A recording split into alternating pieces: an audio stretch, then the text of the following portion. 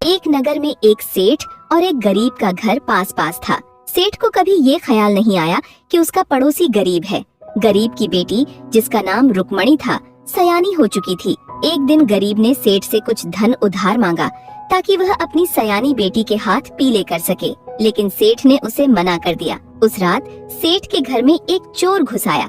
जब तक सेठ और सेठानी सोए नहीं थे, चोर वहीं दुबक कर बैठ गया। सेठ और सेठानी आपस में बातें कर रहे थे। देखते ही देखते रुक्मणी विवाह योग्य हो गई है। सेठानी ने कहा, हाँ, लड़कियां तो कूड़े के ढेर की तरह बढ़ती हैं, पता ही नहीं चलता कब सयानी हो जाती हैं। सेठ ने जवाब दिया, अब रुक्मणी के पिता को उसकी शादी की व्यवस्था करनी चाहिए। समझ नहीं आता उनके माता पिता क्यों नहीं यह बात सोच रहे हैं। सेठानी ने कहा, वो सोच तो रहे हैं, लेकिन उनके पास धन की कमी है। आज रुक्मणी के पिता ने मुझसे कुछ धन उधार मांगा था। सेठ ने बताया, तो क्या आपने उन्हें धन दिया?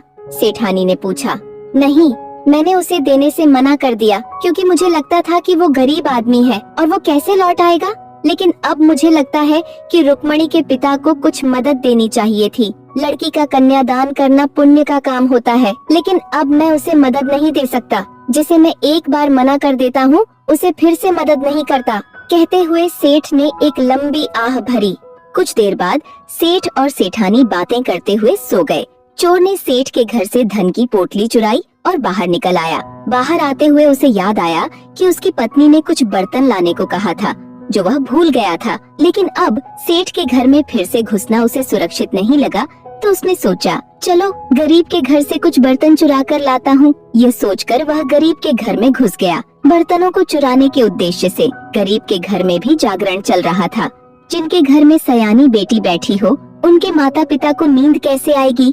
चोर छिपकर बैठ गया। तो सेठ ने धन देने से इनकार कर दिया। गरीब की पत्नी ने कहा, हाँ, उसने इनकार कर दिया, लेकिन वह अपनी जगह पर सही भी था। वह एक व्यापारी है, उसे धन का लेन देन करना होता है। अगर हम समय पर धन नहीं लौटा पाते तो उसकी व्यापारिक पूंजी अटक जाएगी। अब उसे भी अपनी स्थिति का ख्याल रखना होगा, गरीब ने कहा, और फिर एक गहरी आह भरी।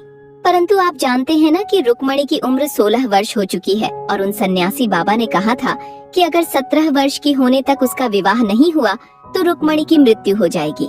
अब उसे 17 वर्ष की होने में केवल 4 महीने बाकी हैं। अगर ऐसा नहीं हुआ तो हमारी इकलौती बेटी हमें बुढ़ापे में बेसहारा छोड़कर भगवान को प्यारी हो जाएगी। गरीब की पत्नी सुबकते हुए बोली, हाय मेरी किस्मत, मुझे गरीब के घर जन्म दिया और साथ में रुक्मणी को यह अभिशाप मिला। मैं क्या करूं? कहां से धन लाऊं उसका कन्यादान करने के लिए? इससे तो बेहतर होता ईश्वर रुक्मणी की जगह मेरे प्राण ले ले। गरीब ने एक गहरी आह भरी। चोर सब कुछ सुन रहा था। उसने सोचा, मैं तो अपनी मौज मस्ती के लिए चोरी करता हूँ, लेकिन असली धन की आवश्यकता तो इस गरीब को है, वरना इसकी बेटी मृत्यु को प्राप्त हो जाएगी।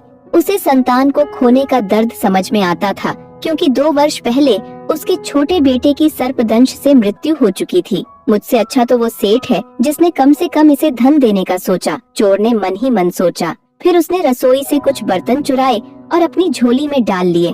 चूल्हे से एक कोयला निकाला और आंगन में यह लिख दिया, सेठ की तरफ से रुक्मणी के विवाह के लिए दिया गया धन। एक चोर धन की पोटली और चुराए हुए बर्तन वहाँ रखकर वह चुपचाप वहाँ से रफू चक्कर हो गया, क्योंकि उसे अपनी पत्नी से उलाहना नहीं लेना था। सुबह दोनों घरों में हड़कंप मच गया था।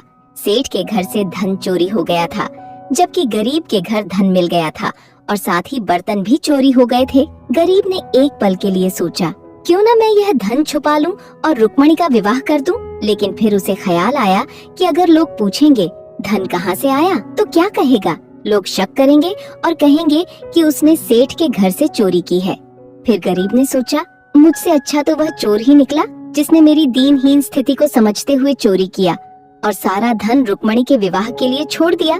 जब एक चोर इतनी दयालुता दिखा सकता है तो मैं ईमानदारी क्यों नहीं निभा सकता? इस सोच के साथ गरीब ने सेठ के पास जाकर सारा किस्सा सुना दिया और सेठ को अपने घर बुलाकर वह चोर द्वारा छोड़ी हुई पोटली और उसके द्वारा लिखी हुई बात भी पढ़वाई। सेठ ने सोचा, एक चोर इतना अच्छा हो सकता है? चुराया हुआ धन इस गरीब की बेटी के विवाह के लिए छोड़ गया और यह भी कह दिया कि यह सेठ की तरफ से है, तो क्या मैं इस गरीब की बेटी के लिए कुछ नहीं दे सकता? यह सोचकर उसने गरीब को उस पोटली में से आधा धन दे दिया और कहा, यह लो, यह धन रुक्मणी के विवाह के लिए है और इसे लौटाने की कोई जरूरत नहीं है। यह सुनकर गरीब बोला, सेठ जी आप बहुत अच्छे हैं। सेठ ने मुस्कुराते हुए कहा, अच्छा मैं हूँ या तुम हो यह तो नहीं कह सकता। अच्छा तो वह चोर था जिसने रुक्मणी के विवाह की व्यवस्था कर दी। मेरे पास धन होते हुए भी मैं तुम्हें नहीं दे सका और उसने चुराया हुआ धन भी दे दिया। काश ऐसे अच्छे चोर और भी होते।